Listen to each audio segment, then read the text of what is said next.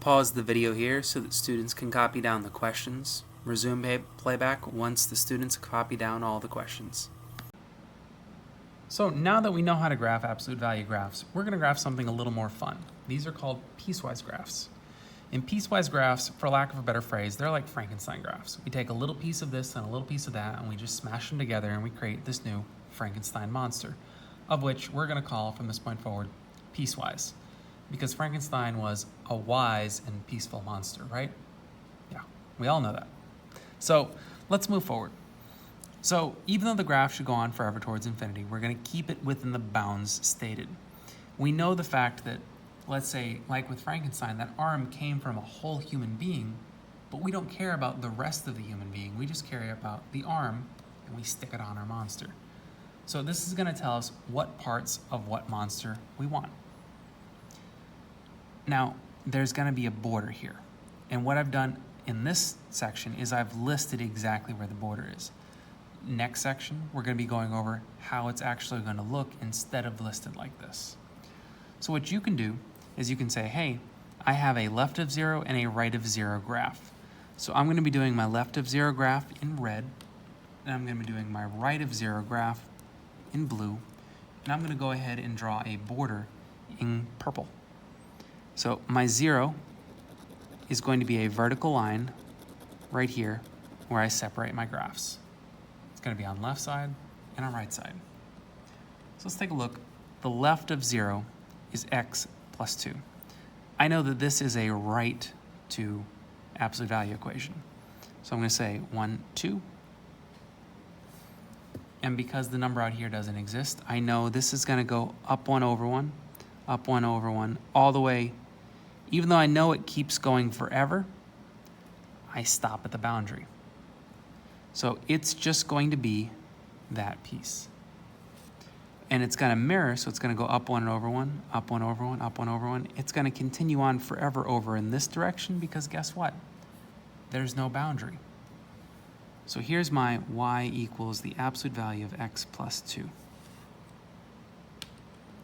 My right of 0 is x minus 2, which tells me, I straight up described that wrong up here. That is a left by 2 movement, because my minus 2 is going to be my right 2 movement. So I'm going to take my vertex and move it 2 spots to the right. And I'm going to go up 1 over 1, up 1 over 1, up 1 over 1, and I'm going to graph going on towards infinity, and I'm going to mirror that off to the left, up 1 over 1. Ooh, but I can't go on past the boundary, so this is my y equals the absolute value of x minus 2. And it's as easy as that. So we're going to take each graph, and I'm going to graph the part of the graph to the left and the part of the graph to the right. And that boundary can be anywhere. As we see with the next one, this boundary is at positive 2. So at positive 2, I'm going to draw myself a nice fat boundary. And I'm going to say, okay, cool. My left of positive 2, I'm going to draw in red. And this hasn't moved, and it hasn't been scaled, so I know it's the parent graph, which is that, almost perfect diagonal, but it stopped at the boundary. And then a perfect diagonal off over in this direction. So I'm not going to draw an arrow here, because guess what? This continues. Does my right side continue? No, it doesn't. So here's my y equals the absolute value of x. It goes off to the right and stops, and it goes off to the left and doesn't stop because it goes on forever towards infinity. I'm going to draw my right side in blue. And now this minus 5 means it's been moved 1, 2, 3, 4, 5.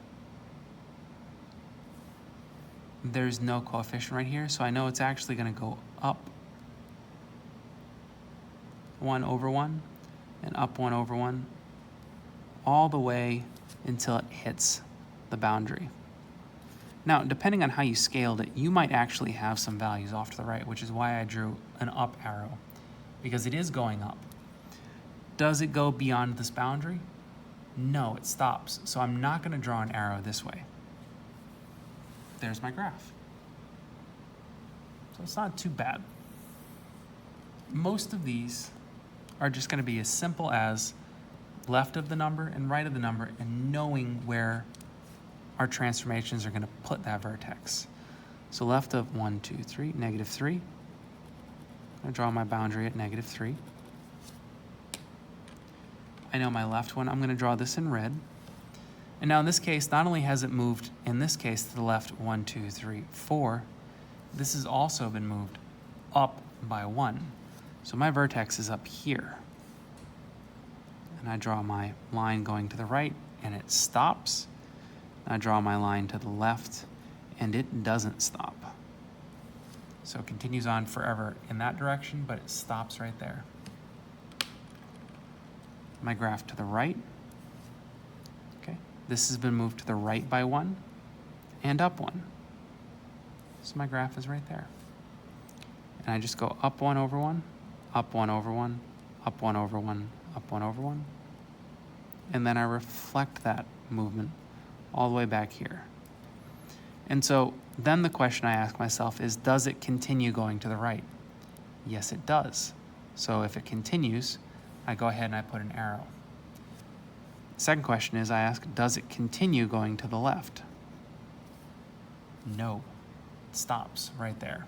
So I'm not going to draw an arrow to the left because it doesn't continue. So let's try one more. So again, I have my left of 0 and my right of 0 that I'm doing in red, and then my right side I'm doing in blue. So again, I have my border right along 0. In this case, I have a x plus 1 and an x plus 2, which means that's left 1, up 2.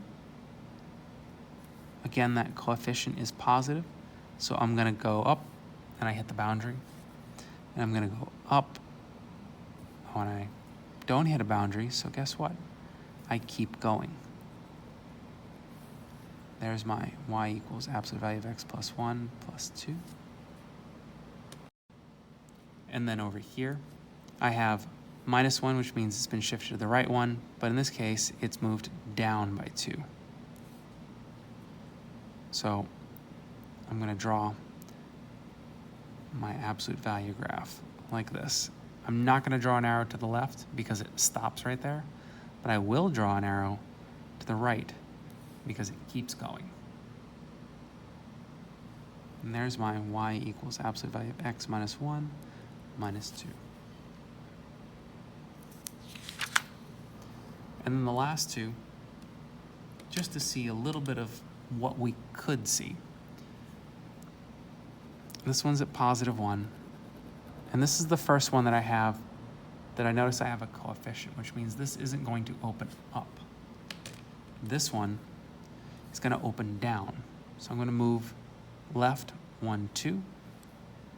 And instead of opening upward, I'm going to have a slope of down 1 over 1, down 1 over 1, down 1 over 1, until I hit that boundary.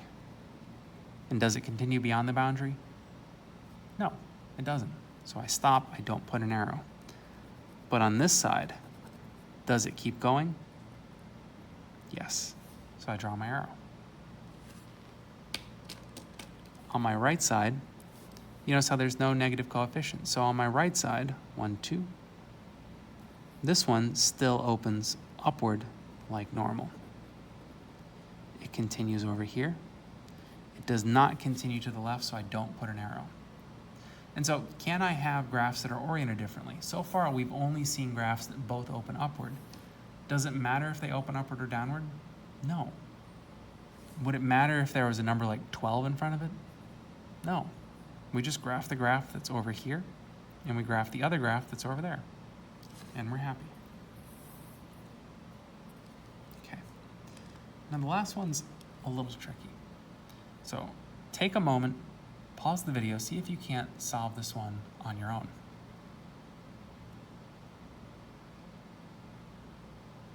Okay, so if you've tried to solve it on your own, you'll notice that these boundaries aren't the same thing. Left of negative 2, which means I'm going to have a boundary right here. and a right of positive 2, which means I'm going to have a boundary over here. Okay, let's see what's going on. So my left of negative 2, I'm going to do in red. That means I've shifted to the left 4 and down 1. So 1, 2, 3, 4, and down 1. I'm going to draw, because there's no coefficient, it must be a slope of 1 over 1. It stops right there. And then I have reflected, and because it doesn't stop, I draw my arrow. Okay, so y equals the absolute value of x plus 4 minus 1. And for my right one, now this is to the right of positive 2, so it's not right here, it's over here. So 1, 2, 3, 4, down 1. I go up 1 over 1, and because it continues, I draw my arrow. And then I go up 1 over 1 in the other direction, and because it doesn't continue, I don't draw my arrow. And that is my y equals absolute value of x minus 4 minus 1. So what happens right here in the middle? Well, according to this, nothing. So there is no graphs. This is empty. Do you need to write empty? No. But this middle area is empty. We could either put a middle graph if we wanted to, or we might say, hey, these graphs only work if it's below a certain value or above a certain value. And when might we see that? Well, we could see, let's say these graphs represent emotions or feelings. Let's say your bank account is really negative.